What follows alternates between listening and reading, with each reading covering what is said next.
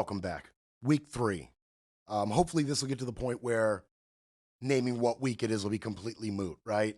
But right now, I'm appreciative for every single show that I get to sit here in front of you and break things. And this is week 3. Happy Father's Day, belated Father's Day to all the fathers out there. I hung out with my father. We had some dinner, presents, hung out a little bit. Spoke to my stepdad up in New York. Happy Father's Day to all you fathers out there.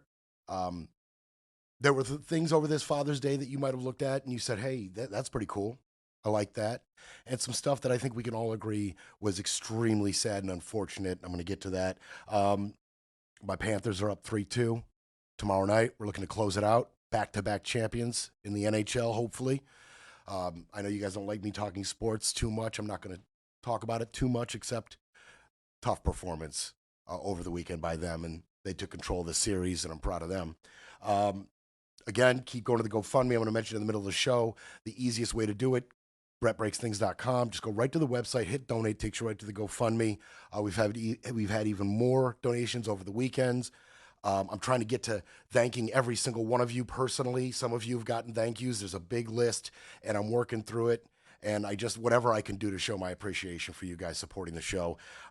And don't forget to call in. I took a call Friday. I want to take more calls. I want it to become a regular thing, not just on Fridays. And I want to hear about, how you feel about what took place over the weekend, any of the events of this weekend, whether you want to talk about the tragic murders in Minnesota, you want to talk about the protests and the rallies across the country, you want to talk about the parade, whatever you want to talk about. I'd love to take your call, 561-270-3844. Give me a call. Give me a call. I'll hold your hand. I'll make it as easy as possible. For any of you people who might have some consternation or reservations concerning calling in, don't. Just give me a call. So we're going to jump right into what I feel like we should start with, and that is the Vance Boatler shootings. Okay, the deaths in Minnesota of elected officials in Minnesota, the critical injuring of 2 others. Vance Boatler shot 4 separate elected officials over the weekend, okay? And I'm going to give you a little timeline. Early Saturday morning, he went to the Hoffmans, John Hoffman and his wife, Yvette. He went to their house first, shot them critically. 9 hits to Hoffman himself, 8 gunshot wounds to Yvette. They are in critical condition, and cautiously, we expect them to survive. Both Democrats. He then traveled to Melissa Hortman's house and Mark Hartman, both Democrats. Melissa Hortman was the Minnesota House Speaker. She was shot dead. Her husband, Mark Hartman, shot dead as well. Tim Walz, he made an announcement when the shootings happened. My good friend and colleague, Speaker Melissa Hortman, and her husband, Mark, were shot and killed early this morning in what appears to be a politically motivated assassination. Our state lost a great leader, and I lost a dearest of friends. Speaker Hortman was someone who served the people of Minnesota with grace, compassion, humor, and a sense of service. She was a formidable public servant, a fixture and a giant in Minnesota. She woke up every day determined to make this state a better place. She is irreplaceable, and we've been missed by so many. Minnesota's thoughts and prayers are with her family, her loved ones, her children, and her parents. My prayers. Okay, so and by the way, I just misspoke. I just realized it was 2 elected officials and their spouses. I apologize. 2 elected officials and their spouses were shot in these shootings. Now, he posed as a police officer, and he altered a vehicle to look like an official police vehicle. And he had a list. And we're going to get into his motivation in just a second, but he had a list of 70 other potential targets. Politicians, abortion rights activists, and healthcare facilities were all on this list. He was not planning on stopping with the 4 victims that I mentioned. So he went to the first house. He went to the Hoffmans first, okay, shot them critically, and fled. Now, once the reports of that came in, Minnesota, the police, the sheriff's office then sent officers out to check on other potential targets, right? Once it was realized that it was a politically motivated shooting, immediately officers were dispatched to different potential targets, different elected officials in Minnesota to check on them. And here's where it gets really interesting, harrowing. I mean, this is the stuff of movies, and the documentary on this is going to be interesting to say the least.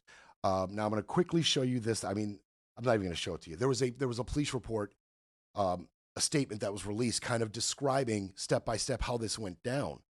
And so after the Hoffman shooting, he headed immediately to the Hortmans, and the police, on one of these checkups on other elected officials, they got to the Hortman's house, and as they pulled up, they witnessed, the police officers did, they witnessed the shooting of the Hortmans through the front door, striking both of them. Obviously, they did not survive. I mentioned that already. He struck both of them in front of the officers as they pulled up. Immediately, the officers began exchanging gunfire with him. A shootout ensued at the front porch of the Hortman's house. A shootout ensued. They did not strike him. None of the cops were struck. He then fled through the house, out the back, and escaped. I don't even know how that's possible, with helicopters and dogs and all the ways they have to track and catch a suspect fleeing the scene of a crime. I don't even know how that happens. I'm hoping the details will come out, a little more clearly on that. And again, I can't wait for the documentary, because there's so many aspects of this that I find really, really interesting and obviously tragic. Obviously tragic. Who is this guy? Who was Vance Butler? 57 years old, lived in Green Isle, Minnesota. He also rented a room with his roommate, David Carlson. We're going to hear from David Carlson in a second. He rented a room with David Carlson. He was a father of 5 children, 4 daughters and a son. And the wife, Jennifer, she was the president and CEO of Praetorian Guard Security Services. That's who he worked for. Okay, that's who he worked for. He worked for his wife's company in security. Okay. Religious beliefs, he was an outspoken evangelical Christian who participated in missionary work, especially in the Congo. There was video of him excitedly giving, addressing a Congolese crowd of Christians excitedly. I decided not to show that video. I didn't feel like it really took the conversation forward in any way. I didn't feel like, his behavior at a Christian convention really had anything to do one way or another. So I decided to leave it out. It felt a little sensational to me. The media kind of picked and chose some of the more outspoken moments, excited moments he had while speaking to some of these Congolese. I decided to let it go. His political affiliations, however, that interests me. It interests everybody. And this is where the spin has been coming in. Not really the media, but social media, right? The right immediately tried to get out in front of this and say, no, he's not a Republican. He's not a Republican. He was appointed to a position in Governor Walz's administration. He was, okay, twice. First, not under Walz, under then Governor Mark Dayton. It was a workforce developmental board, okay? It was an advisory role, and he represented the private sector. But most importantly, it was a nonpartisan position in the governor's cabinet. He was first appointed in 2016 and then reappointed by Tim Walz in 2019. Okay, it was a nonpartisan position on the governor's board representing the private sector. Nonpartisan, that particular position. Okay, I feel like that is important. Now, his roommate, Carlson, as far as, as far as things we can almost prove or things that we think is true, and obviously, you know, some of this will be corroborated, some of it will be debunked, but right now, he had no party preference in 2020, okay?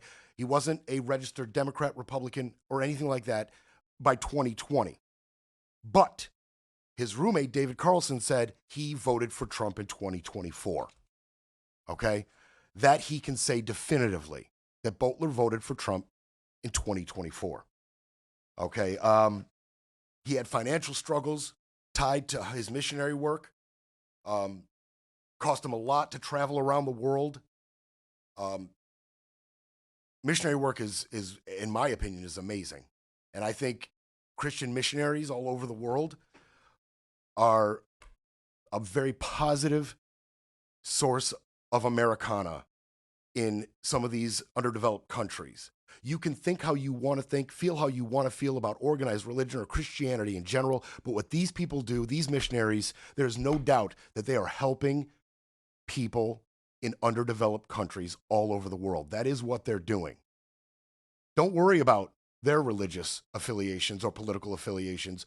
Doing good is doing good. And from everything I can read, Boatler did good in terms of his missionary work, but it cost him. And he was facing dire financial problems. He was also facing mental health problems, okay? He was facing mental health problems. At one point, he told Carlson, I just gave up on life. And Carlson tried to, help him through that. Apparently this Carlson person, and we're going to hear from him in a second, he was a positive force in his life. He seemed like a decent guy from the reports that I've seen, no criminal record. There was talk of another suspect early in the reporting of these shootings. There was another suspect that was mentioned, and it was unclear whether it was Carlson himself that was mentioned. Also, his wife, Jennifer, was pulled over with multiple family members in her vehicle right after the shooting. They were detained temporarily and released. So it's unclear whether this other suspect that was briefly mentioned was Carlson. They had another roommate, a temporary roommate who was a friend of theirs, or Jennifer, or any of those family members. They were all cleared. All of them were cleared. The roommates, the family members, all cleared. So from what we can tell, there's just Boatler, okay? They found 3 AK-47s, a 9mm, a taser, survival gear, and depressingly enough, a Father's Day card addressed to him from his kids. That's what was found. I mean, that is so sad, and just on multiple levels. He was charged with two counts of second-degree murder and 2 counts of second-degree attempted murder. It's time for a quick break, then we break some more. You're listening to Brett Breaks Things.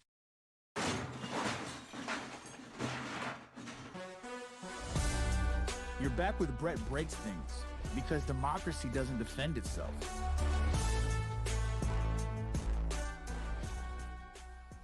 All right, so we got some calls coming in, and I can't wait to take those. They're starting to line up, so if you want to get in, call now. We have limited space on our lines. So yeah, the guy was armed to the teeth. You can say it's ambiguous what his political leanings were. I mean, he voted for Trump in 2024. That was a year and a half ago, whatever. So maybe things had changed, but not according to his roommate. Okay, his roommate was interviewed. This is David Carlson, his friend, his roommate. He spoke about about Vance, possible motivations, who he was, and he left a letter. He left it was a text. He left a text for his buddy David. He left a text while preparing for this violence. So I just want to let you know that I love you guys both, and I wish it hadn't gone this way. I don't want to say anything more and implicate you in any way, because you guys don't know anything about this. But I love you guys, and I'm sorry for all the trouble this has caused. He was a loving, caring guy, loved his family, loved his friends, and loved God, and I don't know why he did what he did. It's just, it's not Vance. No one will believe this. No one that grew up. He had lots of friends, trust me. And I wish I could have been there to stop him. I struggle with this one. I struggle with this because I want to point more towards the mental health issues than the political zealotry. Because he clearly knew right from wrong. Just think about the act of sending that text. Yes, he wanted to say goodbye to his friends, clearly, but he also wanted to make sure that Mr. Carlson here wasn't implicated. You knew nothing about this. I know you guys know nothing about this. And he goes on. So there's a component of him that knew others would be hurt by his actions and wanted to prevent that. He wanted to prevent ruining David Carlson's life. You know, reportedly, Jennifer and the kids, they knew nothing about this. He protected them specifically from backlash from his actions.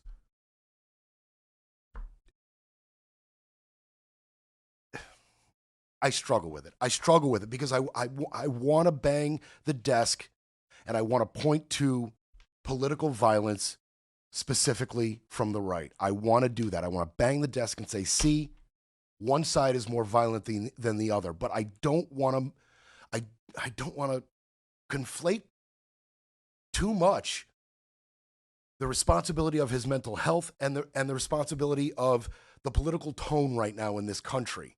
And right now I'm leaning towards more mental health issues as the cause of this.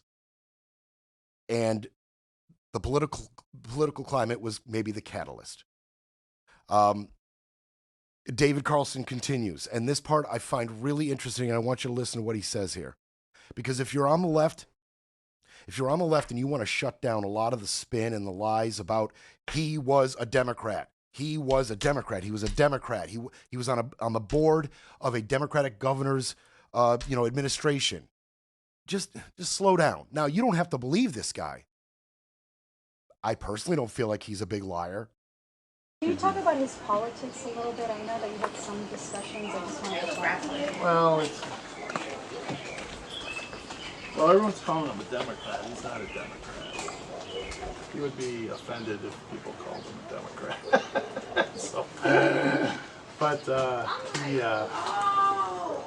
Because of this board thing he was on for Governor Walz, it wasn't to serve. He was just serving the community. But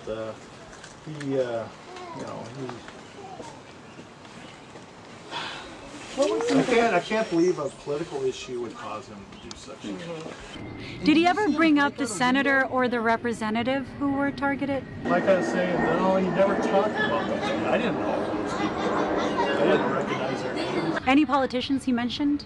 Well, he mentioned Nancy Pelosi. He didn't like Jim Walz. Tim Walz? Didn't like Jim Biden. But Tim Walz? What would you say about him? Well, I mean, nothing. It's just normal. Well, I don't like this that Tim Walz did this. I don't like that they did that. So, right there, this guy who lived with him is telling you he wasn't fond of Democratic representatives, right? And he would have been offended to be called a Democrat. You don't have to take his word for it. You don't have to. But I feel like in your heart of hearts, that doesn't seem to me and to you as being some kind of elaborate cover-up by this guy Carlson. It feels like he's telling the truth.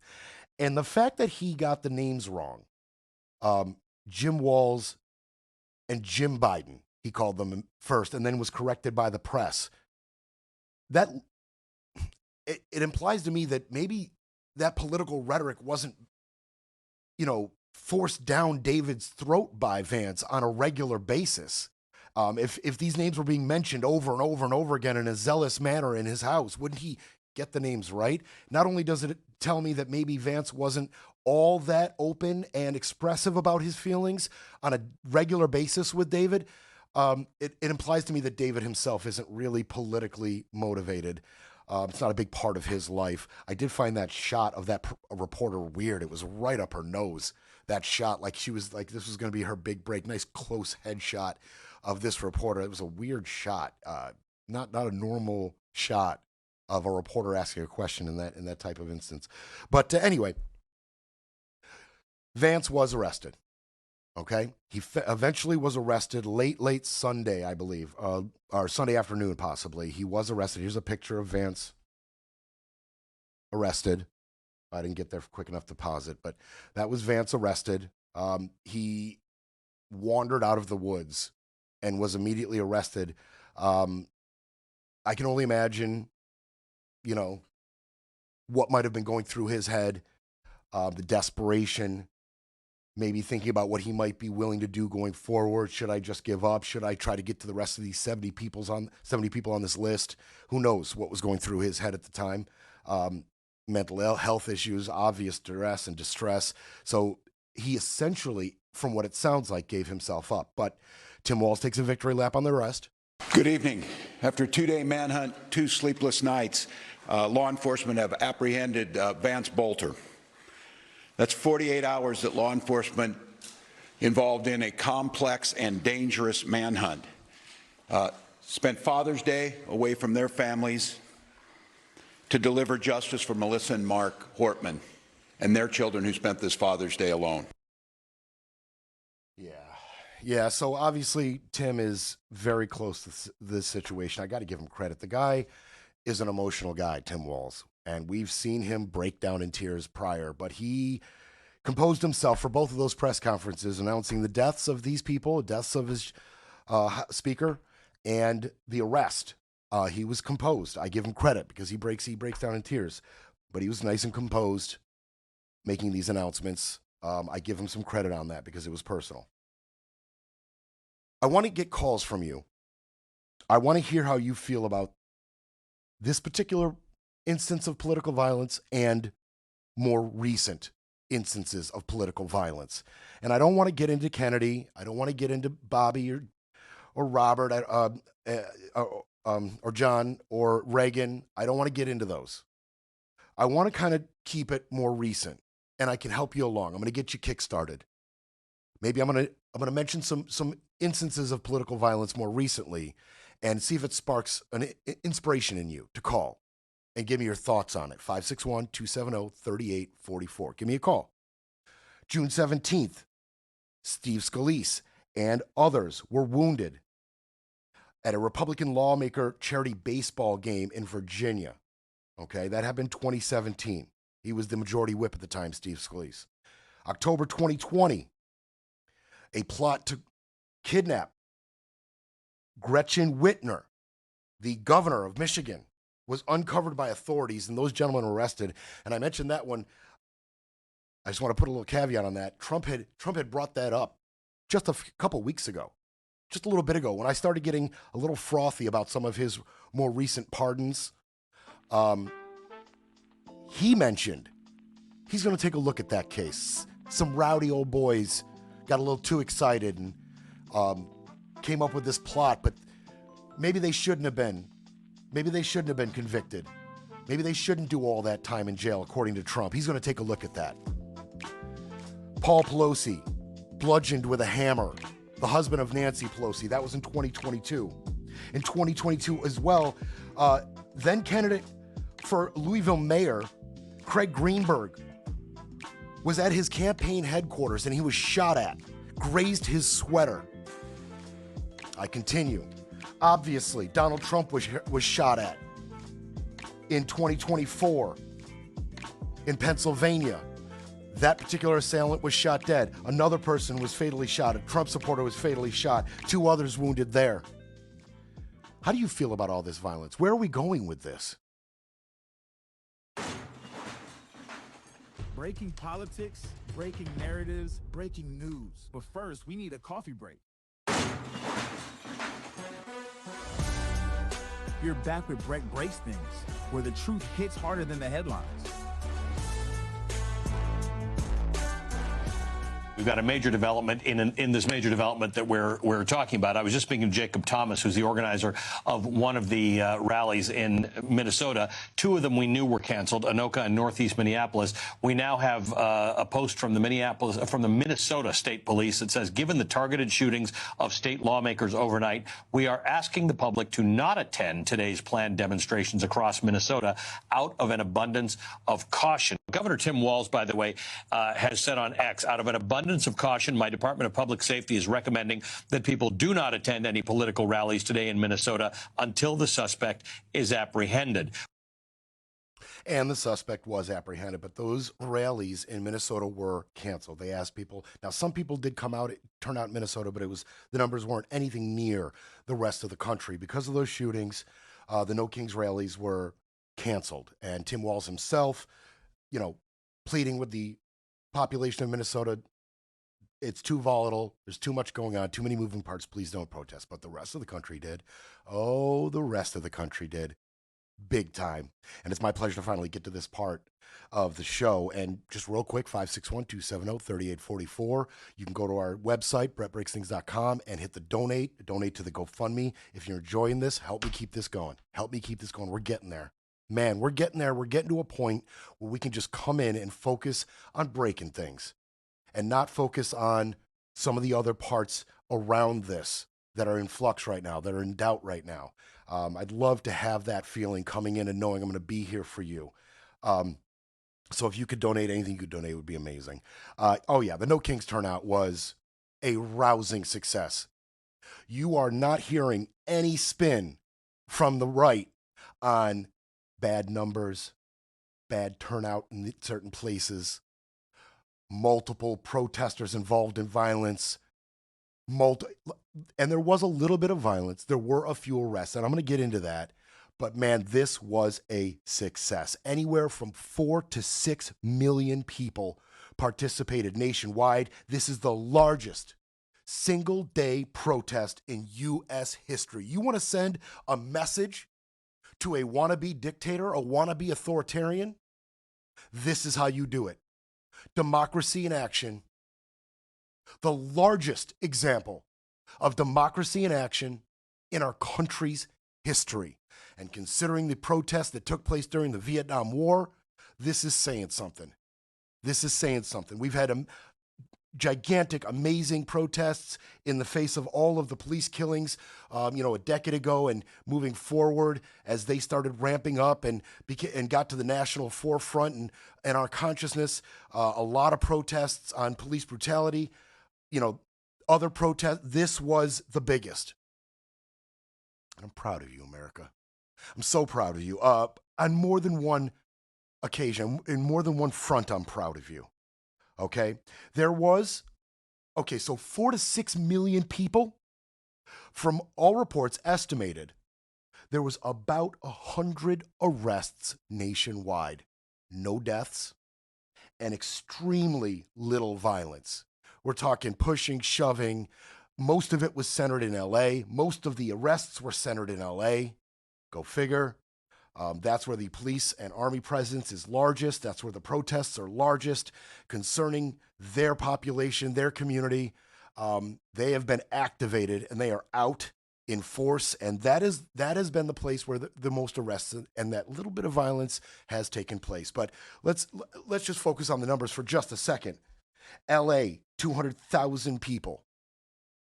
Philadelphia, anywhere from 80 to 100,000 people. San Diego, 60,000. Seattle, 70,000. New York City, 50,000. Minnesota had thousands of people go out regardless of what Tim Walz was requesting. Thousands of people did gather in Minnesota.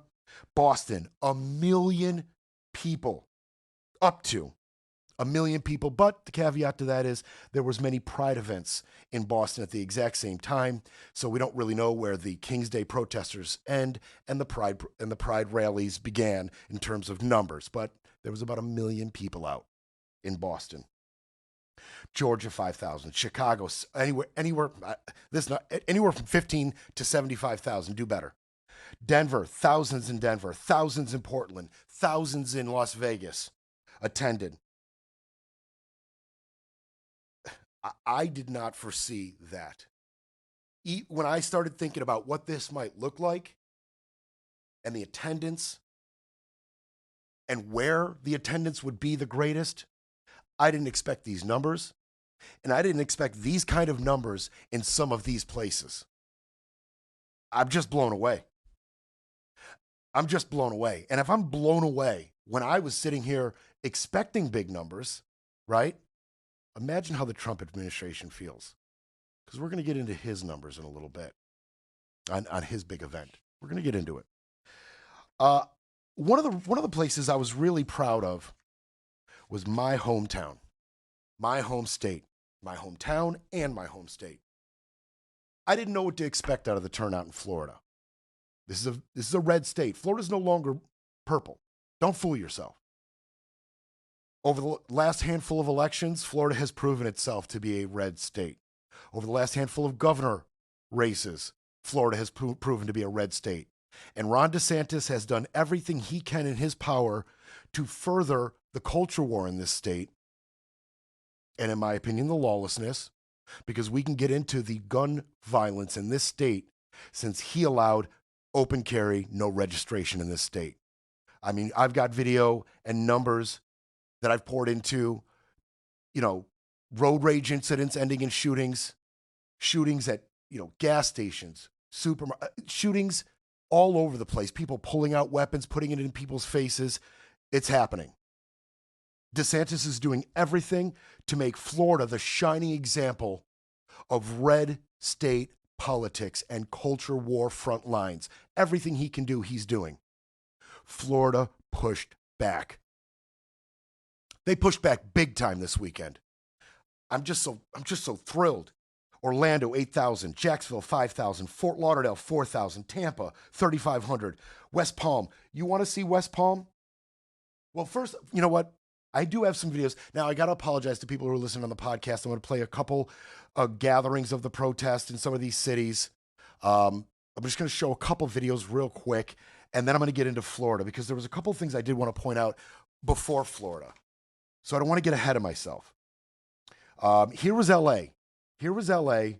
Press records are open warrants. They're going to work. They're going to places like home parking lots, car washes, garment factories, places where people go to work who have been here. I've spoken to several families who are affected by these raids. People who have been here for 20, 30 years, who have U.S. citizen children, who are in their 20s, who are in their teens. In many cases, that is so impressive. It continues. It spans. That shot goes across the center of L.A. Just thousands and thousands of people. It's just amazing. Texas got involved. Videos from Texas.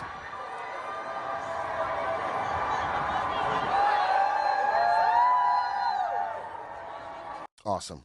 And this one protest or one rally in Texas, I thought this was pretty clever and pretty appropriate. Now, some of you might watch this and think that's a little over the top. Considering right now the assault on women's rights concerning their own bodies in Texas, I felt this was appropriate.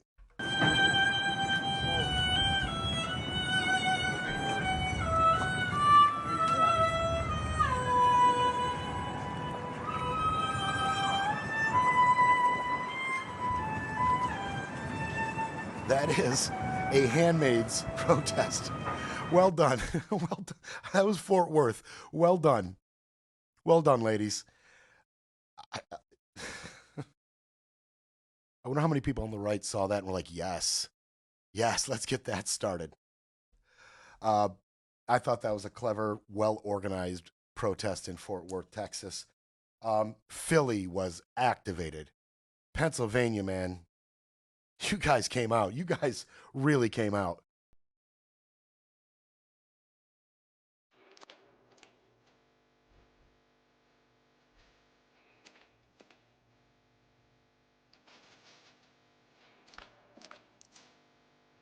Okay, you get the idea. Philly, almost 100,000 people just in Philly, not across Pennsylvania, just in Philly. And Jamie Raskin was there.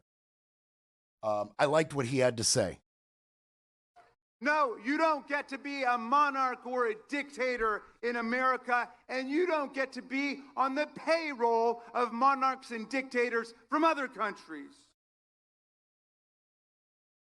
Sorry, Donald, you don't get to keep the millions of dollars you've pocketed from Saudi Arabia, from China, from the United Arab Emirates or Qatar. Yeah. Yeah, I watched most of Jamie's speech there in Philly. I agreed with him. I agreed with every single point he brought up. He knew just how to talk to this crowd. He knew just how to get them excited in a good way, not in a violent way, right? A positive way. He continued. We've got no kings here. We've got no queens here. We've got no emperors. We've got no titles of nobility here. President Trump, happy 79th birthday. Sorry we couldn't make it to your party, but we did pay for it. You are not our king, and we are not your subjects. We will never be your subjects. The people are sovereign, and we are all equal in the eyes of the law. All of us born here on this land are citizens, and your executive order is nothing but bad graffiti on the Constitution, and we're going to wash it off today. Yes, Jamie, yes. I wanted to show you the good, the bad, and the ugly concerning these No King protests. I just gave you some of the good. I'm going to show you the bad and the ugly next segment. We'll be back to break it all down. You're listening to Brett Breaks Things.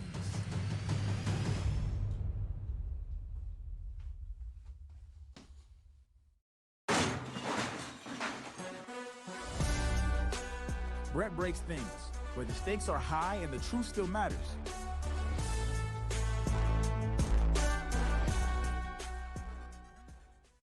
Okay, so the good, the bad, and the ugly concerning these No King parades. That's what I wanted to get to now, and I'm not going to waste any time. I'm in the final segment. We're going to have this one stretch just a little bit because I want to get this stuff in, and I hope I get to the parade itself, the Trump parade itself. I had some interesting stuff and some comical stuff to show you from that, but we'll see if I get there. If I get pushed off it, I'll try to get to it tomorrow, but stuff is breaking at an insane rate these days, so hopefully I'll get to that as well in a timely fashion. This was South Carolina.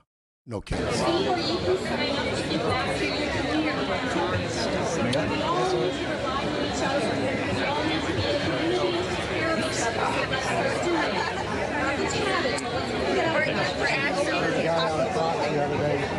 Okay, you get the idea. A bunch of people in South Carolina came out, and I know the optics on South Carolina, North Carolina, that Bible Belt region, and their politics. I was blown away, just like you may be, to find the numbers in South Carolina, North Carolina, Virginia, some of these places. They showed up. Man, they showed up. And that was South Carolina.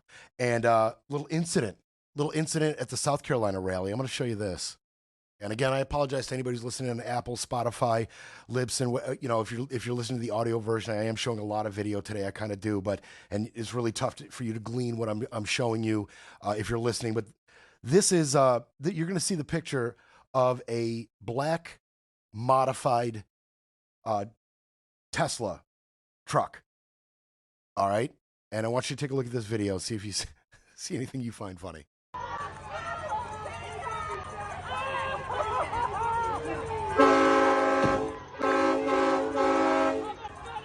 There it is. There it is. That charming gentleman, looking to disrupt the South Carolina peaceful protests, pulled up in his vehicle, his awesome armored vehicle, or looks armored anyway, modified vehicle, and he flipped a bird, and then he gave him another one. Doubled down on the bird flipping there for the crowd. That charming gentleman, that is... That is a member of the South Carolina State Senate of the 39th District, Tom Fernandez. That charming gentleman is your elected representative in South Carolina. There he is. There's Tom. Just being stately,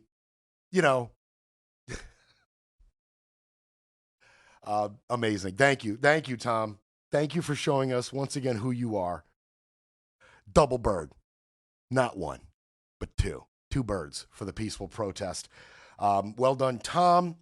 I feel we all have a better grasp on how you feel about peaceful protests against dictatorship, as if we couldn't guess from your politics prior to that, but a little double bird for us. You may remember this little sound. Now I'm going to focus back on Florida. You may remember this little sound out of our charming governor.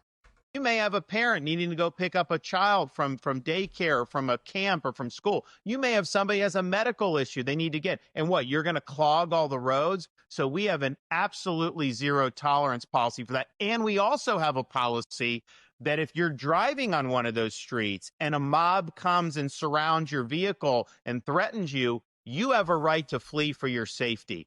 And so if you drive off and you hit one of these people, that's their fault for impinging on you. You don't have to sit there and just be a sitting duck and let the mob grab you out of your car and drag you through the streets. You have a right to defend yourself in Florida. Governor, I'm so glad you said that, because we showed a video of a guy in Chicago from last night who did just that. And I said that I didn't know what the laws were in Chicago. And I said, I'm not even sure what the laws are here in Florida. So I'm very glad. And I'm not sure why you showed that video from Chicago, because it didn't look like anybody was trying to pull that person out of their vehicle at all. So that's Ron DeSantis telling you, if there's a protester in Florida, hit him. Hit him. You don't have to sit there and be a sitting duck. Of course, whether you are in danger, that's going to be up to your judgment, right? That's a judgment call, whether you think you're about to be pulled out of your vehicle or not. I was waiting. I was waiting for one of those situations to unfold in Florida. And he was backed up by the sheriff of Brevard County, who was just itching to unalive somebody. If you resist lawful orders, you're going to jail. Let me be very clear about that. If you block an intersection or a roadway in Brevard County, you are going to jail. If you flee arrest, you're going to go to jail tired, because we are going to run you down and put you in jail. If you try to mob rule a car in Brevard County, gathering around it, refusing to let the driver leave, in our county, you're most likely going to get run over and dragged across the street. If you spit on us, you're going to the hospital and in jail. If you hit one of us, you're going to the hospital and jail, and most likely get bitten by one of our big, beautiful dogs that we have here. If you throw a brick, a firebomb, or point a gun at one of our deputies, we will be notifying your family where to collect your remains at, because we will kill you graveyard dead. We're not going to play. This has got to stop. Yeah, that's the appropriate temperament of a sheriff, right? That's not inflammatory rhetoric at all.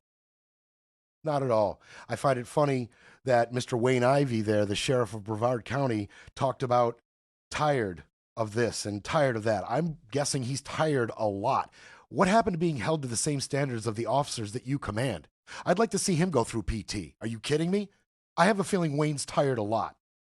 I move on. So those were the warnings, right? DeSantis says, hit protesters with your car. If you think you might be in danger, hit them.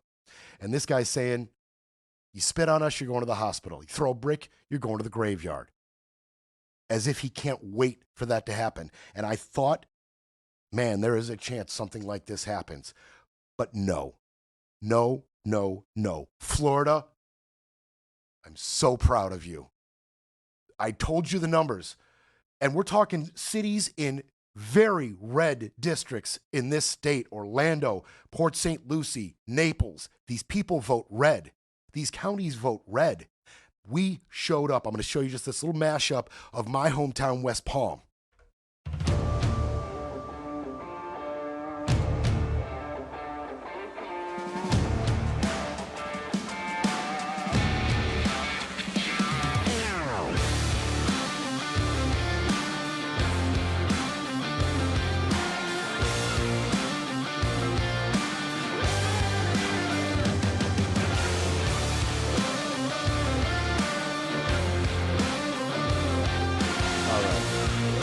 You get the idea. That's West Palm. That's my hometown. I have been multiple times everywhere you just saw, and there was more video, but I'm running out of time.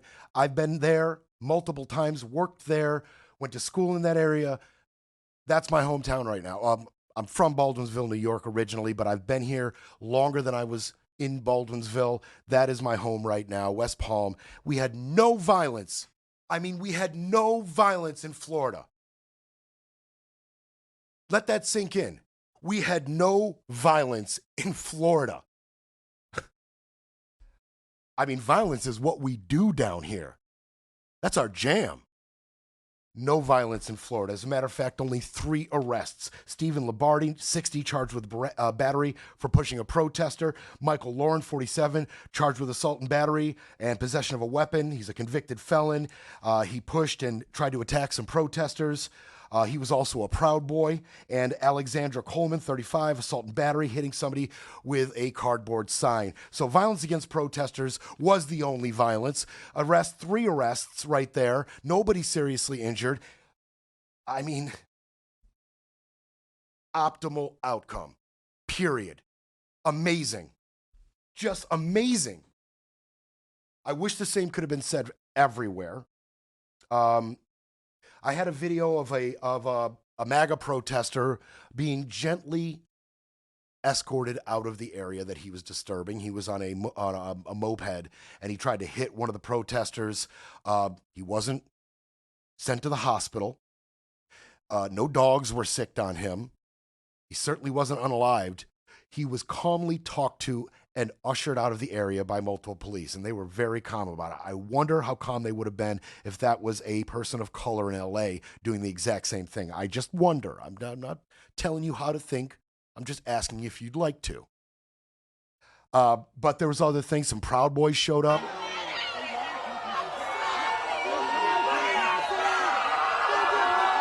I love this.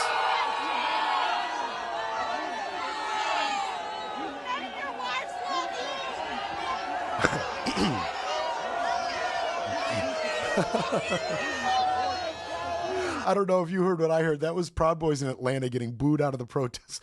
One of the women shouted, none of your wives love you." That's how you heckle somebody. That's how you heckle someone right there. None of your wives love you. There was a shooter in Arizona. Now, I just want you to think, and I'm not big on the whataboutism, but I'm going to do it here. There was a guy who brandished a gun at an Arizona protest, and this is how he was treated.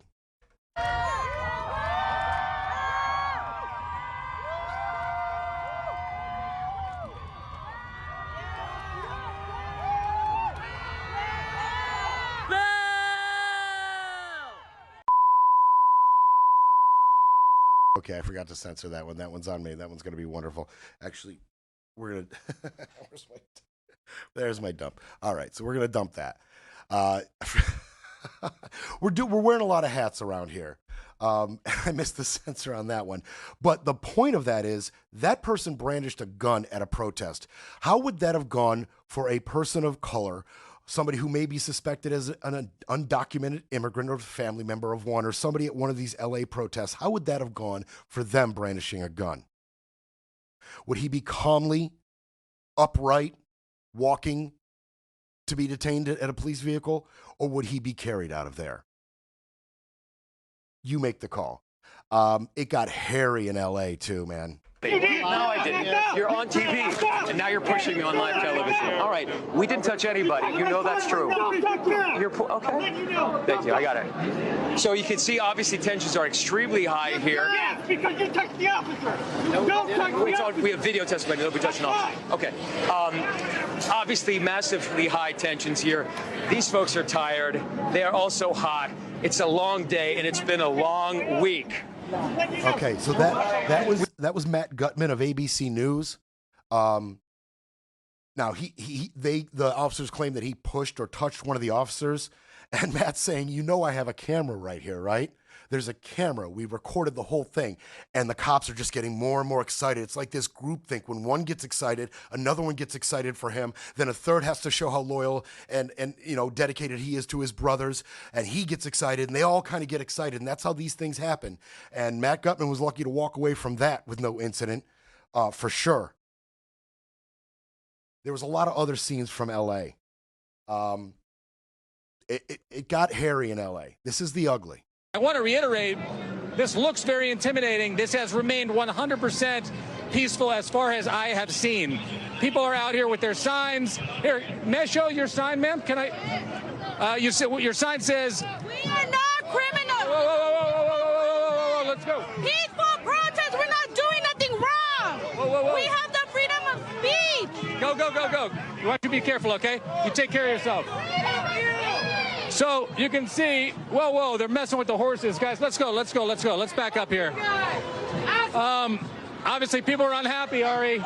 People don't want to see horses trampling. Let's go, guys. Let's go, let's go, let's go. Let's go, let's go. Hey, Ari, we're okay. We're going to keep going. Stay with us if you can. JB, want to move a little faster back. They're pushing people with horses, which obviously gets people freaked. Jacob, you're and on again, camera, I haven't but seen, do what you need to go, do. Ari. You're on camera, but take your time and space. Whoa, whoa, whoa, whoa. Let's go, let's go. Oh, shit. Let's go. Whoa. We're good, Ari. We're good, Ari. We're good. We're good. We're good. Keep going. Yeah, I showed you that whole video because once again, rubber bullets, gas pellets, tear gas shot at protesters. Now, he's saying that the horses are getting messed with. I didn't see a lot of messing with the horses. Okay, I didn't see that other reporter pushing. I didn't see the protesters there getting violent. And it got worse. It's David, Chris, but what you have behind me is Temple and Main Street. Los Angeles County Sheriff's Department are deploying CS gas, tear gas, pepper spray, and flashbang grenades in large numbers. They have mounted units pushing directly up against protesters. I want to show you, but over here... You get it. ...is the remnant... I want to reiterate, I'm so proud of you, Florida.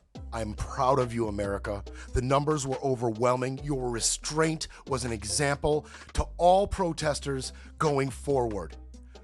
Point at this. Say, this is how it's supposed to happen. They want to shoot rubber pellets. They want to shoot gas. They want to be authoritarian. You let them, but you protest peacefully. That's democracy. Congratulations, America. You pulled it off. They'll try to repair the narrative, but Brett Breaks Things will be back tomorrow to break it all down.